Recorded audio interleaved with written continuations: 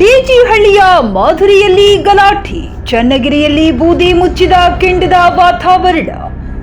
ಡಿಜಿಹಳ್ಳಿ ಮಾಧುರಿಯಲ್ಲಿ ದಾವಣಗೆರೆಯ ಜಿಲ್ಲೆಯ ಚನ್ನಗಿರಿ ತಾಲೂಕಿನಲ್ಲಿ ನಡೆದ ಪ್ರೀ ಪ್ಲಾನ್. ಹೌದು ವೀಕ್ಷಕರೇ, ನಿನ್ನೆ ಚನ್ನಗಿರಿ ಅಪರಾಧ ವಿಭಾಗದ ಪೊಲೀಸರು ಆದಿಲ್ ಶಾ ಎಂಬ ವಿಚಾರಣಾ ಆರೋಪಿಯನ್ನು ಬಂಧಿಸಿ ಕರೆತಂದಿದ್ದು, ಈತ ಕೆಲವು ಪ್ರಕರಣ ಬೇಕಾಗಿರುವ ಆರೋಪಿಯಾಗಿರುತ್ತಾನೆ.